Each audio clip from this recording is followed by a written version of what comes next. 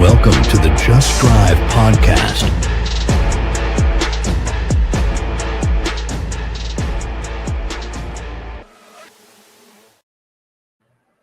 Jason, that's payback for the other night. Tyler got you, dude. Welcome to the Just Drive podcast. We are on episode 9. We're not double digits yet. Next week we will be. Tonight I got an absolute degenerate with me. Hell yeah. His name is also Tyler. Yeah, man, dude. This dude likes Mustangs. Everybody get him in the comments. Yeah. Roast me. Roast him, dude. So Tyler and I go to school together. We are back at the classroom sitting idiots, I guess. Hell yeah. A good term. Hell yeah. Dude, I Smoke got you again. Oh, come on, Jason. Oh, man. Well, when there are crowds, someone needs to warn them. Someone post signs or something. Yeah, so Tyler, let me know, man. All right, tell me what do you have going on? But before that, everybody in the comments, put what are you driving? What do you want to drive? What do you want to build? What's your dream build? Comment it up. Let us hear what you got going and we'll talk about it. But let's hear what do you got going on right now, Tyler, with your Mustang? So right now I've got a 2024 S650 Mustang with the Coyote in it. I've got long tube headers, no cats, X-pipe with side exit exhaust, and then or side exit tips, I guess. But then that still pipes back all the way to the rear to valved mufflers so that my neighbors would stop calling the cops on me. And then I've got a Barton short throw in it. There's not a whole bunch of stuff out for them as far as performance goes, other than like $700 cold air intakes, which I'm not super interested in. You gotta get that air. Yeah, right. Premium air. Yep. Even though it's got 2 throttle bodies and 2 intakes on it. So I think I get enough air as is. But yeah. Then there's the 10 grand supercharger and stuff that I'm got my eye on, but I need to figure out how to steal that money first. So that's fair enough, dude. We'll find a bank. Hell yeah. So you got planned supercharger. You have anything planned suspension wise, or is like the suspension like pretty solid out of the box? I've got it on Steeda drag springs right now. Okay. Just because I had it on a coilover kit that I was able to adjust to. I mean, I couldn't fine tune it perfect for drag racing, but I was able to get close enough to drag racing and close enough to like road course racing to where I was able to have fun driving it daily. Yeah. And I just kept dragging it across stuff. So then I went with the drag springs, and then I realized putting the Steeda drag springs on that it handled perfect on the street still. I can still rip through corners like it's cool. So yeah. That's what's up. Like, are they neutral enough to be able, if you wanted to go run like an autocross or something like that, is that something you could still do on them? So I could. I'm not going to get as good of times as I would have gotten with the coilover kit. Yeah. Because I'm still like I went back to running factory struts with the springs. Okay. Now, if I were to get adjustable struts, then I have no doubt that I'd be able to cut good times on it. But okay. I do have some body rolling corners, but that's where you just be okay with getting a little sideways. You'll be all right. There's nothing wrong with that. Nope. So you just went to Street Takeover, right? In Gainesville. Yep. Did they have a test and tune there during? So they did have test and tune there. I didn't run my car in it just because it's on Pirellis, and Pirellis are awful for traction. For sure. But I was planning originally on getting a drag pack to take out there with me so I could run it, because my car would have been super competitive in like the 11.0 index. Okay. But couldn't get a hold of a drag pack because that would have cost me like $3,500, and I just ain't got it like that yet. So that's coming soon, but Okay. not for Streetcar Takeover. Yeah. So okay, so the Pirellis you're running, what are those 400 treadwear? Yeah. Okay. Yeah, just regular street tire. Mm-hmm. Okay. Is that what comes on the car, or is that So that's what comes on the performance packs. The base model comes with Michelin's, but like all weather Michelin's, not even summer. So those are stiff, and then the Pirellis are also pretty stiff, but they're a summer tire. So yeah. Yeah. Even on the street you're probably breaking loose. Oh man, like crazy. This morning I broke loose getting around a dude in a 5th gen Camaro that almost sideswiped me. So Oh man, he must have hit ice mode. Yeah, right. Jason knows all about ice mode. Jason here, he drives a 5th gen Camaro. That thing is pretty sick. Yeah, they get rowdy, man. They do. And everybody complains about not being able to see out of them. And I've been in enough 5th gens now to where I'm definitely questioning why people can't see out of them. And they might have glasses. Yeah, but my mom talks about that with my car, but she's also like 4'5". Yeah, that's fair. It's because you don't have a booster seat, lady. Be taller, you'll be all right. Yeah, that dude, and you can those 5th gens, you can pick them up for relatively cheap. Yeah, like they're not you look at, of course, like a Corvette, those were the C5s and C6s were cheap for a little while. Now everybody's getting them, turning them into drift cars, and of course what happens when the drift community gets a hold of cars, prices go through the roof. Oh, we got Kevin in the chat. What's up, dude?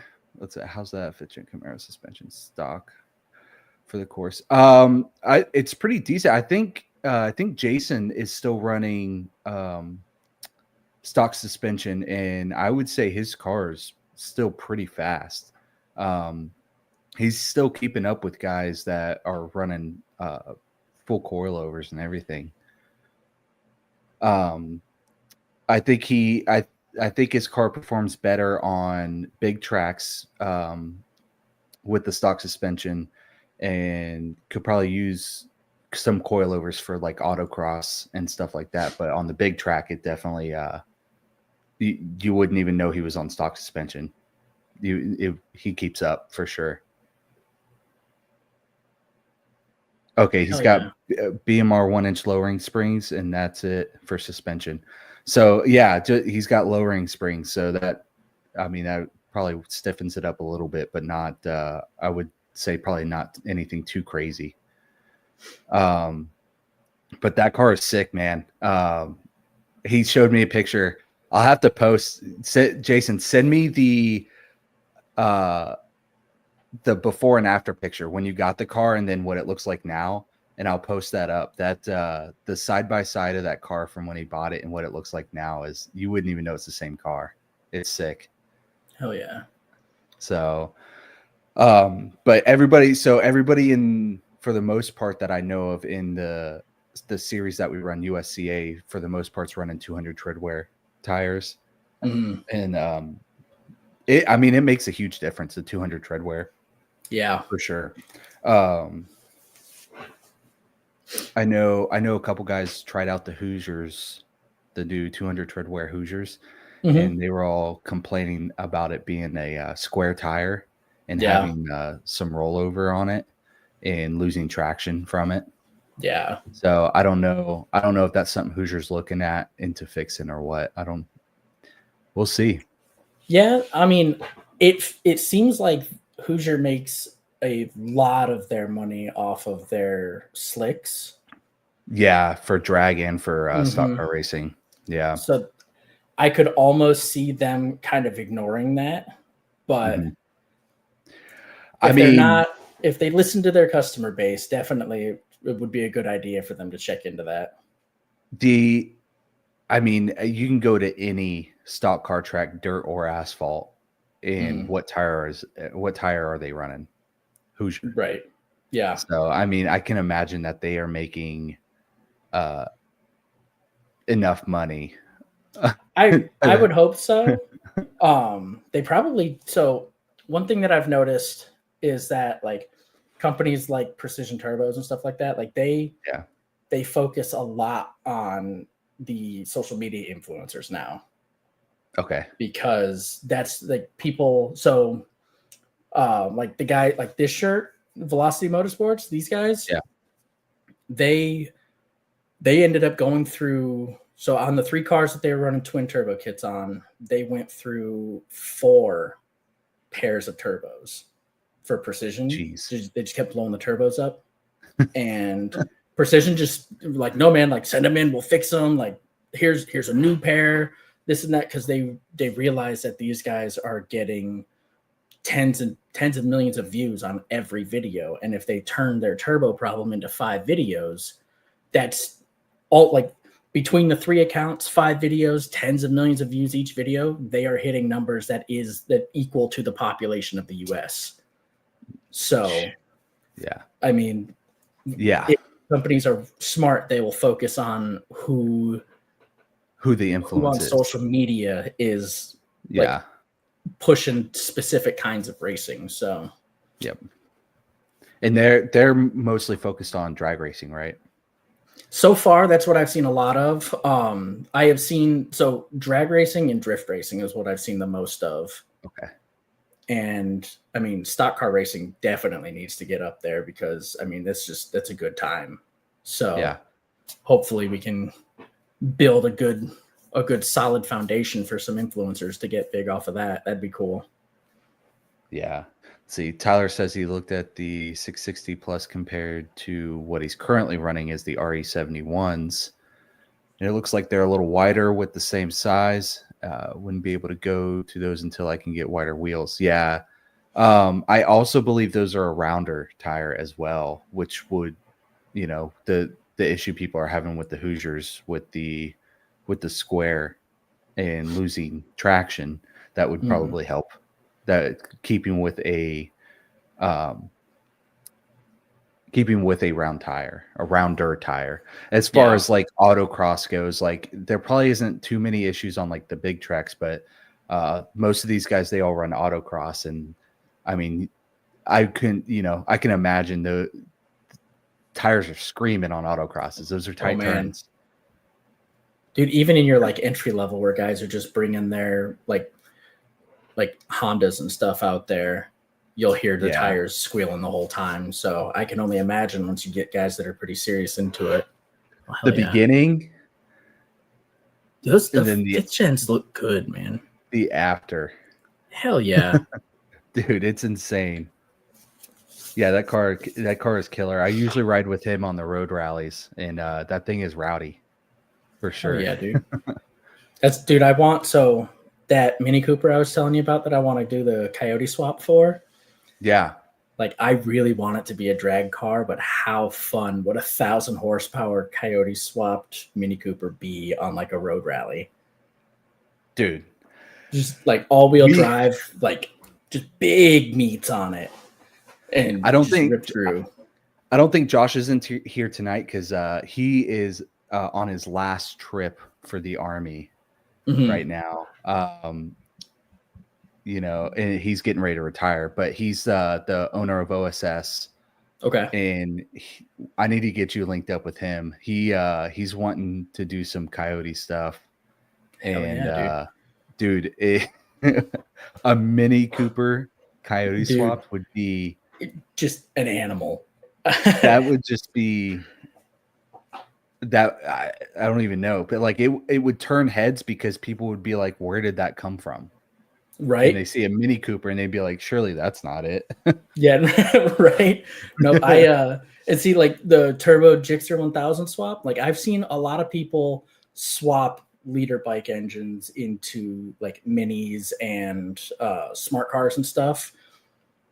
And I've seen like crazy LS swaps done, but I don't think the Coyote platform has been out long enough to the right crowd for you to Yeah. get these outrageous swaps. Like What's the no price one. difference So on Coyote, like for Coyote versus LS? so Coyotes are a lot more expensive to build. Because they're newer. They're newer. They're double overhead cam. They're like there's all kinds of intricacies that increase the price, whereas LS has been able to stick to a very like basic model where you have a cam, a crank, some push rods, some lifters, and you're making power. Yeah.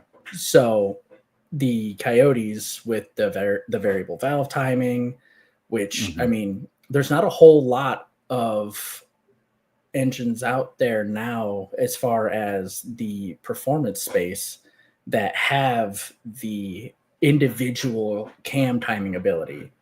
Okay. So that's why like Coyotes, you hear about them being the kings of boost because they flow air like crazy and they can adjust their timing on the fly an outrageous amount. Yeah.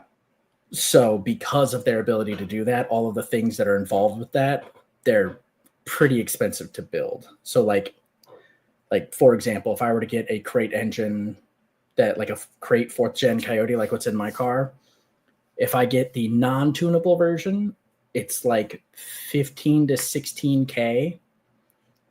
And then if I get the tunable version, it's like 20, 21K. Okay. So it's definitely an expensive thing to do. But again, you can take a stock block Coyote and push 1,300 horsepower through it before you have to worry about any issues arising that the boost causes. I'm pretty sure the 4th gen that we just built was like half that, including the purchase of the car. Yep. Yeah, that sounds about right. Yep. With the LS3. Yep. No, that's the thing, dude. Like Coyotes. So if you go naturally aspirated, LS is going to take it a lot. I'm not going to say every time because some guys just don't know how to build a motor, but like LS will take it 9 times out of 10. And that's because LS has that ability to just like really crank out some horsepower naturally aspirated. But once you start getting into the boost side, if you go like mod for mod, Coyotes tend to, at least in drag racing, Coyotes tend to cross the line first because they just, I mean, like I said, their breathing is insane. So that's where Coyote becomes super appealing, is once you have the money to start throwing boost into it and start really like running like methanol in your shit. So yeah. Now I can't speak on the new generation of Mustang, but the previous generations, from what I understand, were relatively affordable. And that's what made them so popular too, is, you know, being like, you see 18-year-old kids driving Mustangs. Yep. And you didn't really see it as much in the Camaros, but I also feel like Camaros had a stigma of being more of an old guy's car. So they definitely had somewhat of that stigma. I think the big thing is Camaros were marketed as Chevy's like performance car. Like this is their everyman's performance car, whereas the Corvette is the upper middle sports car style. But Mustangs have always been the, like, you can get a 6-cylinder and that's mom's grocery getter, or you can get the 8-cylinder and that's dad's like project car, but they look identical. And while Camaros did have like that 6-cylinder and 8-cylinder, they were marketed the same. Yeah, the marketing is definitely different. Yep, and I think that's what kept the price down for so long on Mustangs, is the fact that the GTs were no different than the 6-cylinders when it came to what people thought of when they thought Mustang. Yeah, you just looking at it most of the time, you wouldn't even know the difference. Right, unless you knew what you were looking for. Exactly, yeah. To like the average everyday person, they see a Mustang, they're like, oh, that's a Mustang. And it's like, you know, somebody be like, that's a 6-cylinder. It's a pony. Right. Yep. And they don't even do 6-cylinders anymore. They stopped doing 6-cylinders for the 2018s and up. Well, because So they stop that because of the EcoBoost? so what they did with the S550s, they brought the EcoBoost into the mix. So it was the Eco, then you had the 6, and then you had the 8-cylinder. And Okay. people stopped buying the 6-cylinder because you were getting 8-cylinder gas mileage for more money than the EcoBoost and the same performance as the EcoBoost. Okay. Because those EcoBoosts, like now, the S650 EcoBoosts are putting out like 340 horsepower or something like that out of a 4-cylinder. And Right dude, out they the gate. rip, man. They're so fun. And so when you have the 6-cylinder that kind of just falls on its face because it's naturally aspirated, it's fat, it doesn't like to go fast. Yeah. And nobody that buys a Mustang nowadays wants it to be slow. So Oh no. yeah, no. Who wants Even a my slow mom, car? dude. My mom, she's like, no, like if I get a Mustang, like I want it to be a GT because why would I want a Mustang that's slow? And I was like, yeah, but blow off valve noises and you're 90. So Fair. come on now. Let your mom go fast, dude. Oh, dude, I was like, get this 60th anniversary edition GT. It's super nice. It's $60,000. Oh god. She's like, well, they 60,000 for a Mustang? dude. So mine sticker. So when they first released like what the S650 was going to be, I saw the video from Ford. I walked into my girlfriend's office and I was like, babe, they just dropped the new Mustangs. Here it is. And when the video ended, I was like, I'm ordering one the day they're available. And the day that they released ordering, dude, I put an order in because it's $100 to place an order for a vehicle with Ford, and it's fully refundable, even if the car gets delivered to a dealership. Okay. So it's literally, there's no downside to ordering a car through Ford. Yeah. So put my order in, but sticker price, it was like 58 something. Okay. And luckily I had my paid off 2020 Tacoma to put trade in on it. So that definitely made it actually affordable. But no, like these new Mustangs are pricey. Yeah. I feel like the entire market is insane right now. Yeah. No, it definitely is. So what are your thoughts on the Dark Horse? So I know a lot of guys are saying that the Dark Horse isn't worth the extra money because it's not a whole lot of extra performance. But I can't look at a car that is a higher tier and not consider everything that makes it higher tier. Dude, it's got better suspension. It's got a different tune in it, different cam overlay and everything.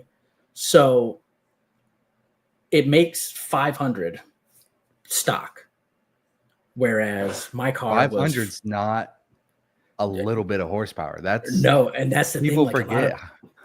Dude, they're like, oh no, you're slow unless you make 1100 horsepower, and that's horseshit. Like 1100 horsepower is crazy. 500 horsepower is more than what 60% of people can handle reliably. Yeah. But that has to be at a price point to where you're not getting some teenager buying it. Exactly. That and like the cost of all of the different parts, like the Tremec that's in it. My car has the MT82, which is known for like RPM lockout into second gear. It shreds clutches like it's the cool thing to do.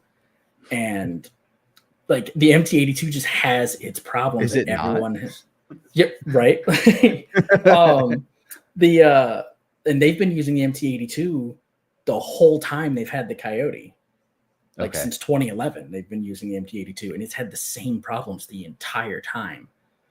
So their performance Mustangs, like the higher performance ones, they put the Tremecs in them.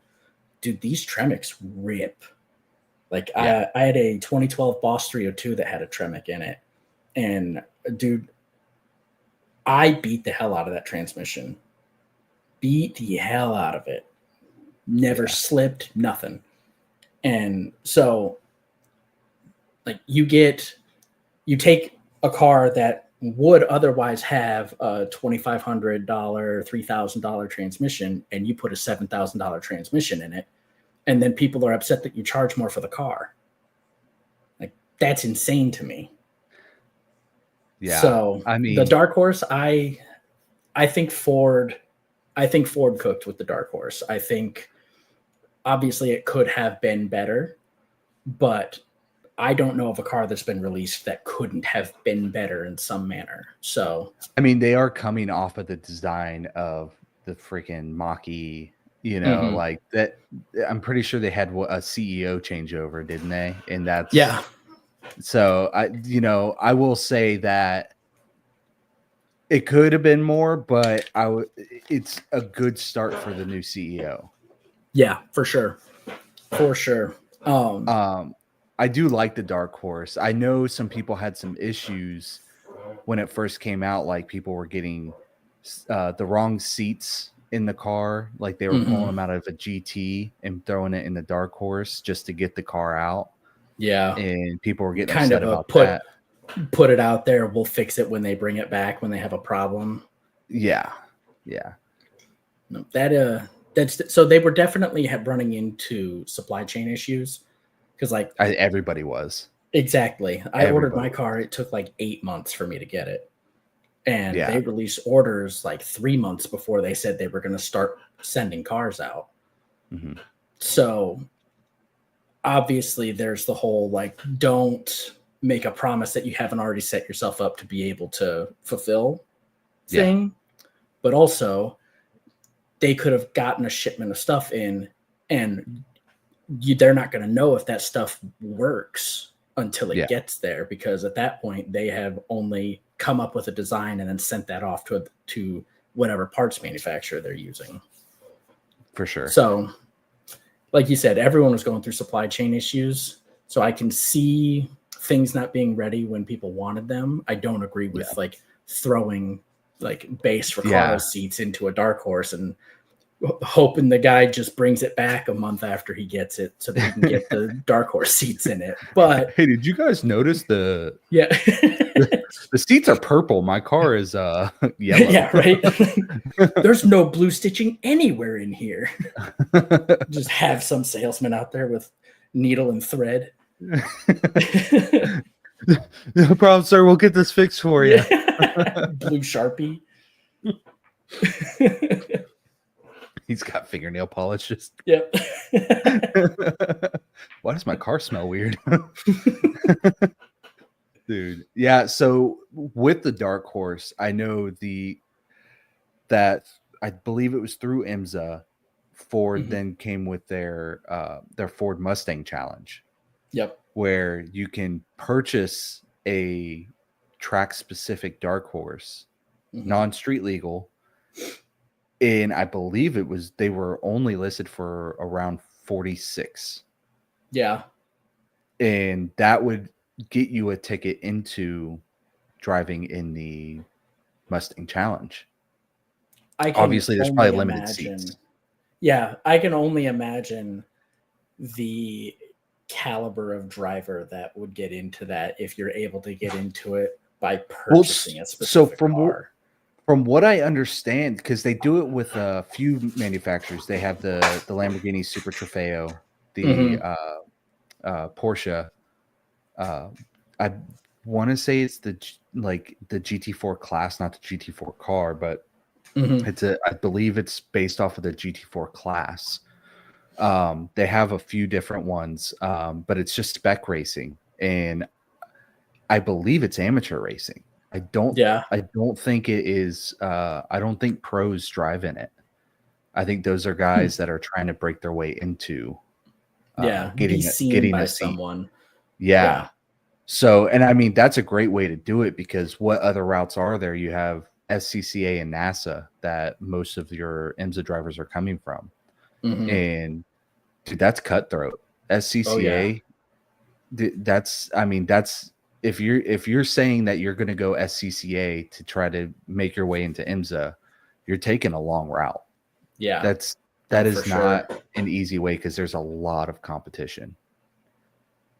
So that might be a really good option, get some definitely years under your belt, like doing something like the WRL. or some other small endurance series, and then work your way into the spec racing. And then you never know. I mean, Yeah, no, for sure. I like to use Christopher Bell a lot as an example in NASCAR. They literally, Hendricks found him on iRacing. Yeah. And then he went and bought a Legend and did some Legend racing. And Hendricks was like, hey, man, why don't you come run NASCAR? Dude, that's crazy to get an invitation like that from Hendricks. Mm-hmm. Like that's, and I mean Hendricks himself, not just Hendricks Motorsports, but Hendricks himself, Richard Hendricks, the man. Insane. I've got a jacket somewhere in this house that's got his signature on the shoulders. And I met him. I was like 7, and me and my dad went to a race, and I want to say it was at Indianapolis. Okay. And dude, the coolest thing ever when you're 7 years old is fast, loud cars, and then people who you are looking at like, oh my God, like these people only exist on TV and right in front of me right now, and that's the only time anyone's ever going to see them. Yeah. But no, it was Tyler. We are all a little bit on the spectrum when it comes to cars. Hell yeah. There's no doubt about that. My hyper focus is Mustangs. Yeah. That's why I drive a Mini Cooper to school, because it's expensive. Yeah, I can imagine. Yeah. Yeah, dude, I got like the closest story I had to that was when I was in the Army.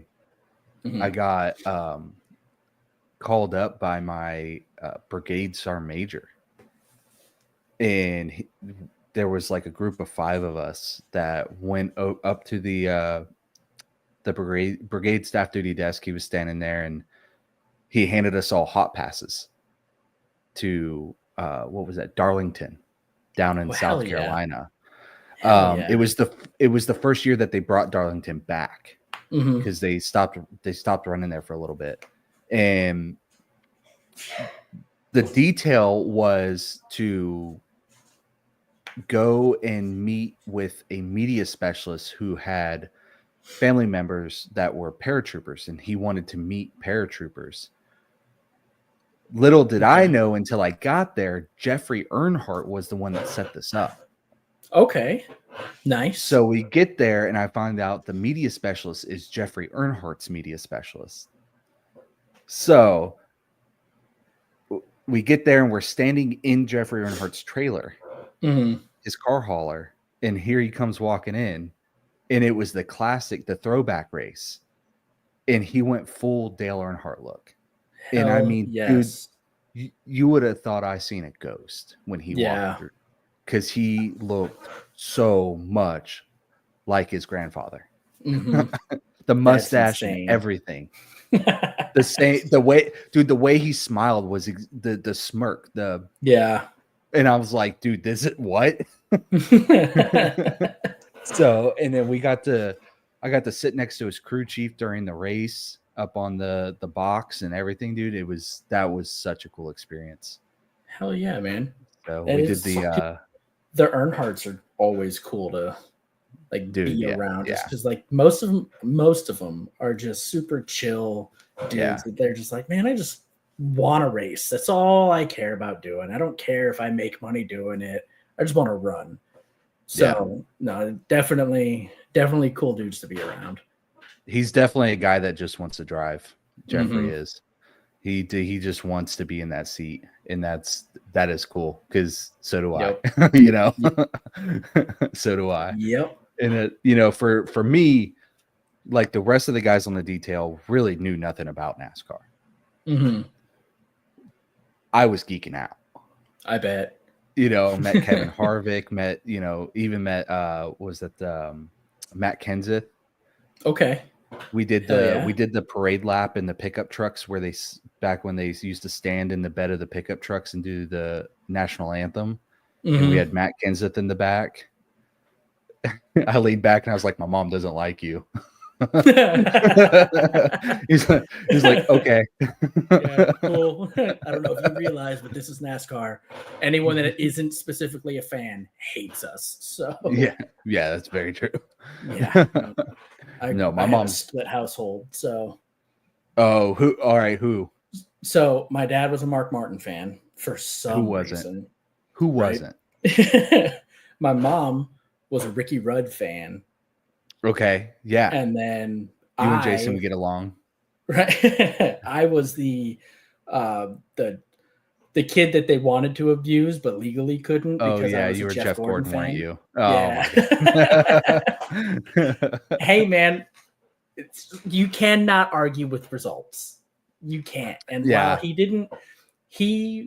wasn't the same person as Dale Earnhardt, he did win like Dale Earnhardt won.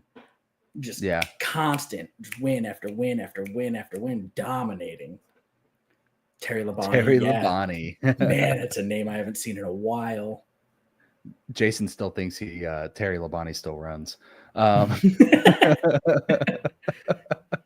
But no, we had a split family too. We grandparents were huge Bill Elliott fans. And I mean, like, huge Bill Elliott fans. They had all the die-cast cars. They had the old china cabinet in the dining room, and it was all like die-cast Bill Elliott cars and stuff. Yep. And then my mom was a Earnhardt Jr. fan, and that and then my aunt and uncle were Jeff Gordon fans. Yeah. That was my brother was a Junior fan. I was like, dude, you're such a bandwagoner. Like, come on. Meanwhile, I'm also a Patriots fan. So I'm calling the Junior fan a bandwagoner. Yeah. But I mean, I grew up a Junior fan, so it's actually really cool to see the stuff he's doing nowadays. He had that show on Peacock. He had where he was going to all the old abandoned racetracks and like telling the whole history of them. That's a cool show. Hell yeah. I'll have to check that out. Yeah, and he's doing a bunch of stuff with Cletus now. And that's really cool to see. Yeah. Dude, Cletus's interviews are top tier. It's like watching Talladega Nights, but weekly. I posted a video of Cletus on YouTube. It was like him talking after he crashed at the at Daytona, and then I pieced it together with Josh spinning out on the autocross, and it was awesome. And then I got some hate comments about Cletus on that, and I was like, especially after watching his podcast with Junior, I was like, how can people hate this guy? Yeah, no, dude, like, even so, something like that is like something Cletus did that has nothing to do with racing is recent, like in the last like year or so, he got his helicopter license. Yeah. And he took his helicopter up to North Carolina to help people after that storm and everything. And like that costs so much money to do. And he was like, no, man, like, we have the means to help. We're going to help. Absolutely. And he went, like, how do you dislike a guy? He got linked up with Greg Biffle. Yeah. Like, how do you dislike a dude that's willing to do that? Now, if you're like me with Junior, I was like, man, fucking go away, Junior. But like, I'm never gonna look at the dude and be like, that guy's a douche, because like he's not. He's a good dude. He does good things. But no matter what you do, there will be haters. Yeah, there will be. Absolutely, for sure. Absolutely. I don't have enough followers yet to get haters, but I'm sure it'll come at some point. Oh, dude, on TikTok, they're wild. Oh yeah. I'm bracing myself for it. Dude, it's so funny though. They just the wildest stuff, man. Like one kid's like so I was doing a video series where people would tell me what they drive or what they want or what they're like trying to build, and then I'll start do it, Jason. Do it. We'll talk about your ice mode. But they'd be like, hey man, like, how can I get to this power? And a lot of times you're getting kids like, I want to get my Hyundai Sonata to 1100 horsepower. And I'm like, make it an F16. Hold on. Let's not talk about Sonatas, okay?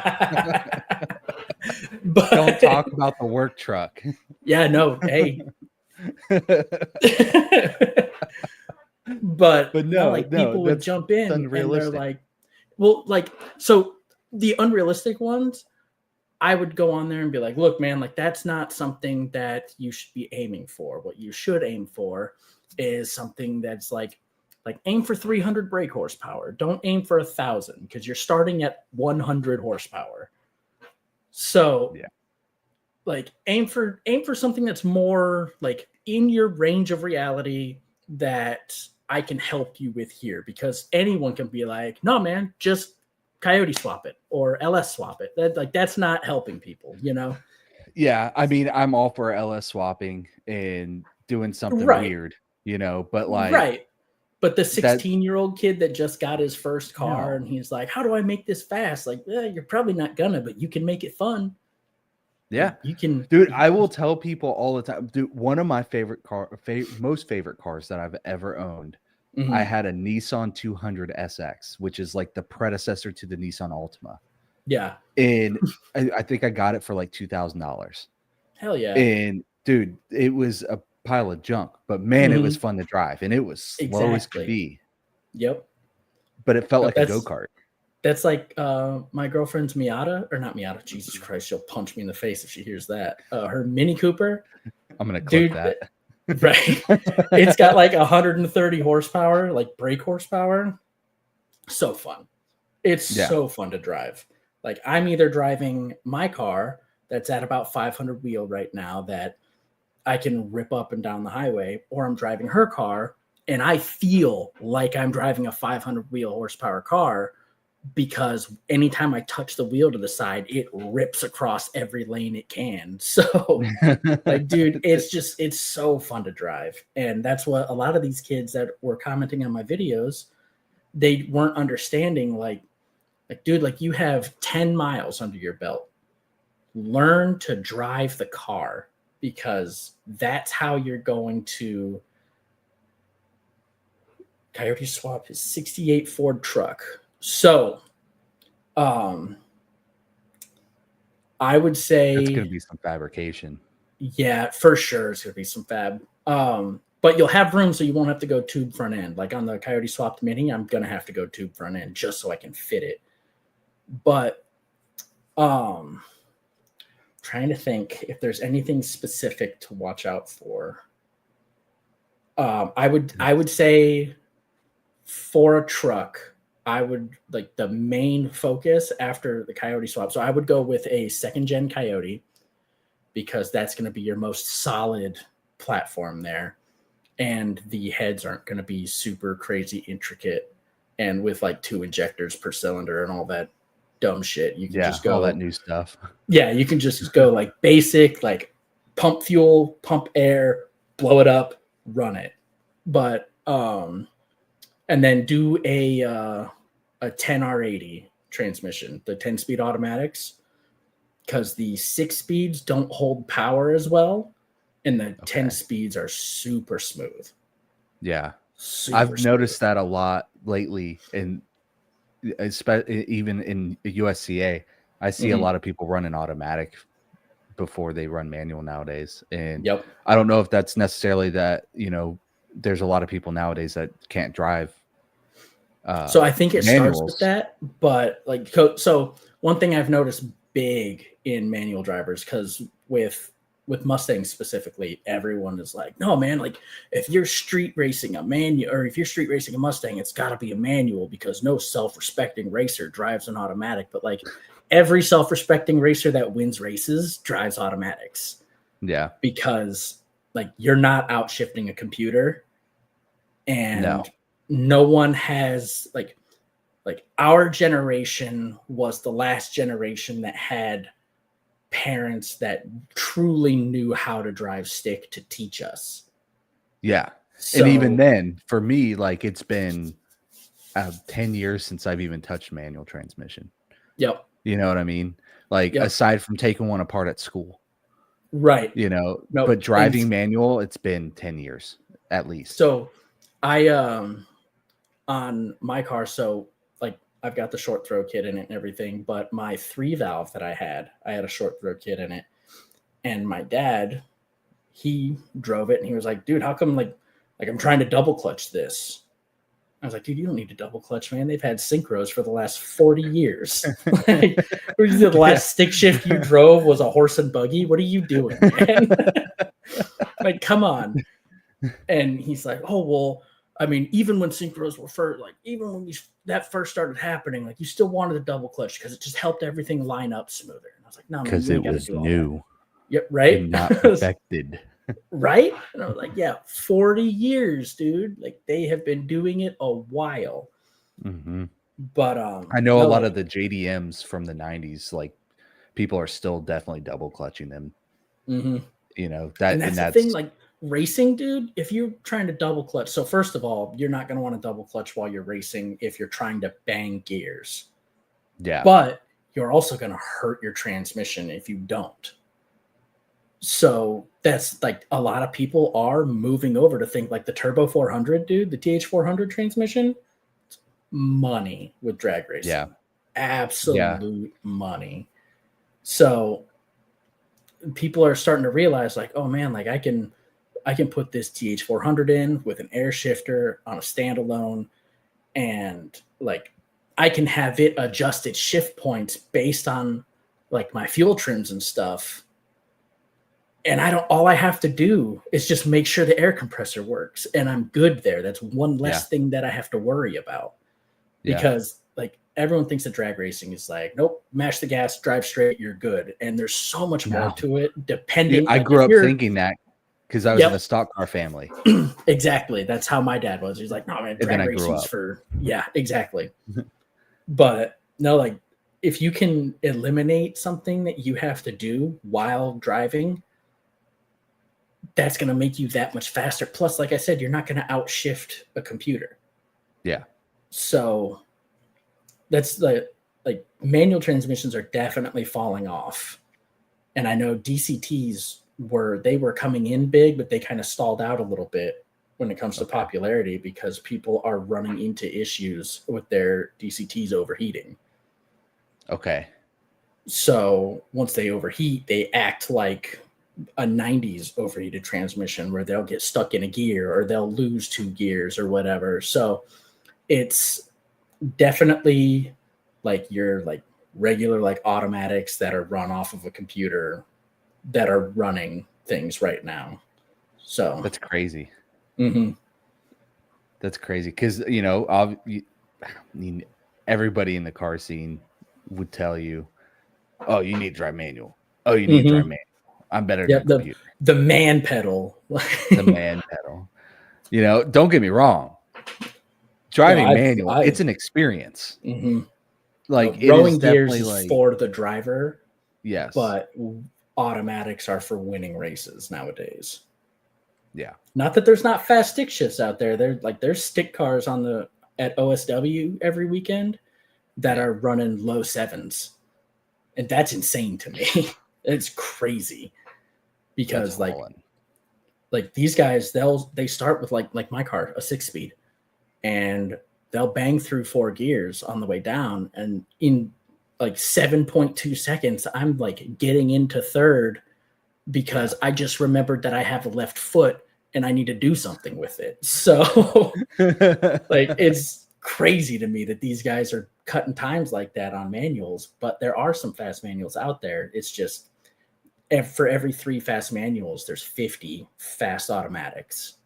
Yeah. So yeah, that's just kind of a thing of the past at this point. I mean, look at NASCAR. It's sequential now. Is it really sequential? Dude, the last time I watched a race in NASCAR was, I want to say it was before Jeff Gordon retired, honestly. Good Lord. Yeah, it's been through like 3 generations of cars since then. Right? So they're sequential and they have center lock wheels now. So NASCAR seems like it's too like stuck on tradition to go center lock. I would have never guessed that they would do that. Yep, they are. They are center lock wheel. They've been center lock for what, 3 seasons now? I think this is the 3rd season on center lock Yeah. wheels. I bet the And pictures are liking that a lot better. oh, I'm sure. I mean, Yeah. that's probably definitely faster, but I would definitely say there's a lot more wheels coming off on track. Yeah. Every race there seems to be at least one or two. Nice. So yeah. Nice. And I'm not yeah, you know, I don't know. There's definitely a couple that are coming loose. But it's cool to see the progression because I mean there's street cars now that have center lock wheels. So you can't really make the argument of that's not a stock car.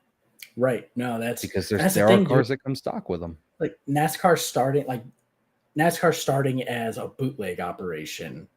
Mm-hmm.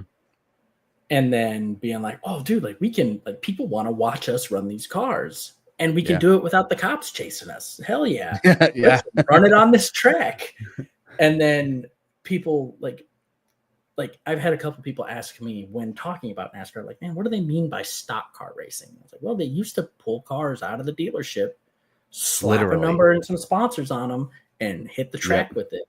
Win on Sunday, sell on Monday. Yep. And like just watching, like you said, the progression going from that to tube chassis cars to cars where they're able to take everyone's car and give like you're going to push this much power. Yeah. Like everything is going to be so similar that it's down to a driver's race every weekend.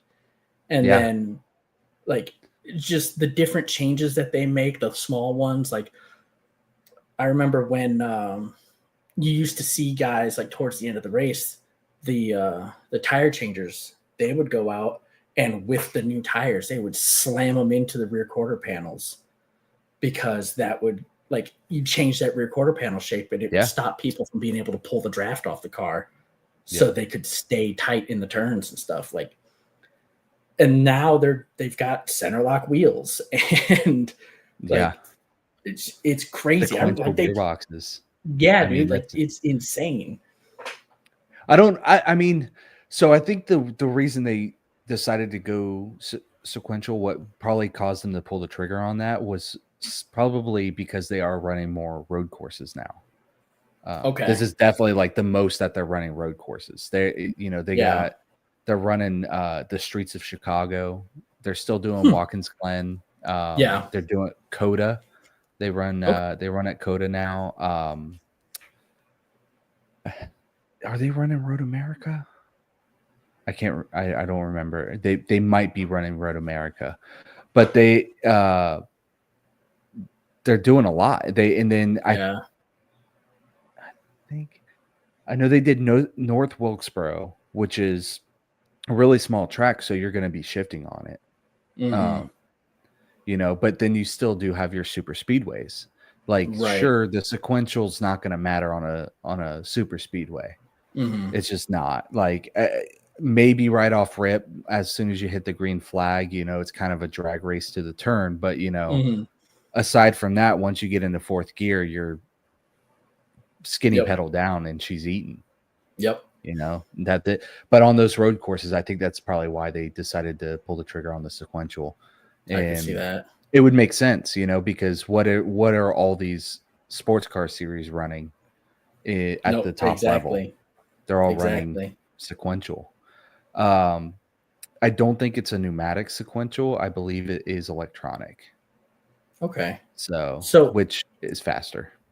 Yeah, absolutely. And I know that you used to see a lot of crashes, especially late in the race on the road courses going into turns because of people trying to hold more RPMs by downshifting a lot farther. And then anyone that touches them and their foot twitches a little bit, they're spinning out. They're spinning. Yeah. They're getting that understeer. Right. So if you're able to eliminate the time it takes to shift by putting a sequential in, people are going to be a lot less likely to try to hold on to that for as long as they were because they can still row gears fast. Well, I'm pretty sure the gears used to rev out a lot longer too. Because I don't think they were really tuning transmissions for the road courses back in the day. I think I think it was like the same as their super speedway stuff. I know with like the generation before the car of tomorrow, that was, I know they would have like 10 different cars, and they would have cars specific for road course, specific short track, specific super speedway stuff. And I think the car of tomorrow, they got rid of that and made a homologation of like each team's only allowed to have like 3 cars. So, and then now I think they can only have like their car and then a backup car. I don't know if that's true, but I don't think they're able to have like the crazy setups that they had before. So I think they're literally going in with the same car and making complete different tunes. And really doing their homework and setting up the car, which is cool because for someone like me that wants to geek out on that stuff, that definitely opens up for, hey, we need to get this car tuned for this track. And I'm like, time to shine. Let's go. Yep. Absolutely. Time to do it. And see, like that also increases the, like, it's a driver's race situation because you can only go so far with your adjustments before you've limited everything. Yeah. So like you can make it like, okay, cool. Like it's decent for this road course, but it's awful for this track. So we got to find a middle ground, and you're going to have to drive the rest. And these guys are able to really tighten their skills up as a driver. You definitely see a lot more cars out on track for the entirety of practice on the road courses versus, the tracks that they probably run 100 times. Yeah. So it's different, but I also don't think people understand how different super speedways are and how they're just going in a circle. Well, sure. But also you got to understand that each track has a different type of asphalt on it. The sun travels a different path over each track. Like you're running slicks. You're not running cars with treads on them. You're running tires that are quite literally smooth.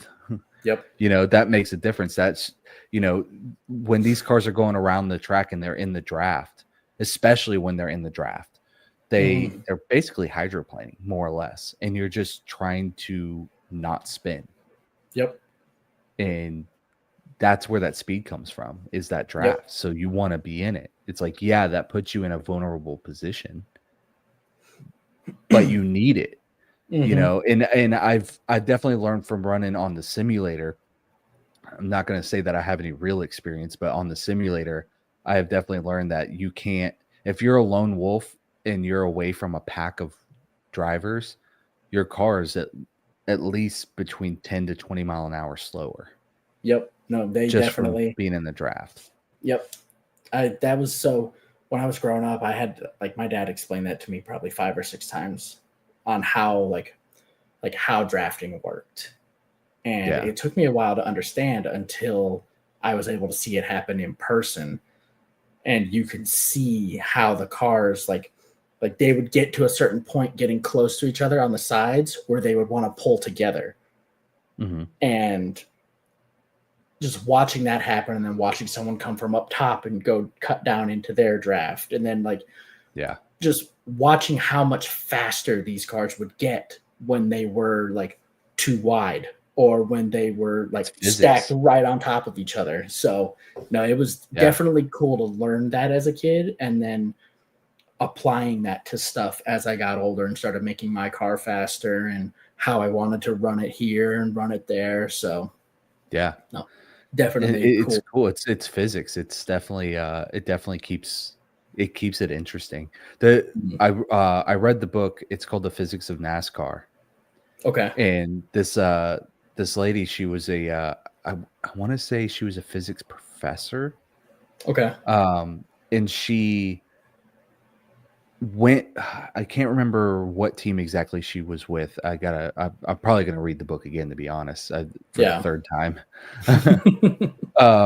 But she followed them around for like 2 seasons and learned everything she could. I mean, she in the book breaks down it everything from like the molecular makeup of the roll cages. Uh-huh. Not just like what they're made of, but what the molecular makeup of the roll cage is and why they use that specific metal. And she talked about bump drafting.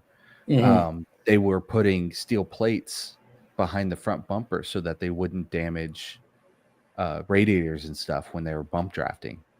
Huh. NASCAR finally caught on to that and said no more. Yeah. No more Definitely cut steel down on plates. bump drafting, huh?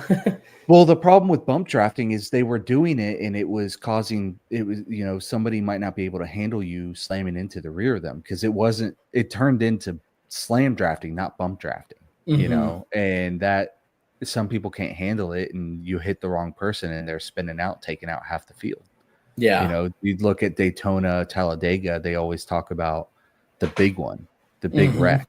And it's going to happen. And sometimes that's what causes it, so they're trying to mitigate that. And I understand from a safety standpoint why they did it, but it was cool to watch. Yeah, no, absolutely it was. Yep. But all right, man, we're going to wrap up here. We just hit an hour. So we're going to wrap it up here. Any plugs you want to put in, man? People shout out. Social media plugs.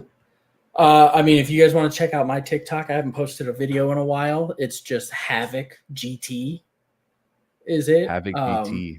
Yep. It'll show like my profile picture is just like a headlight from one of the new Mustangs.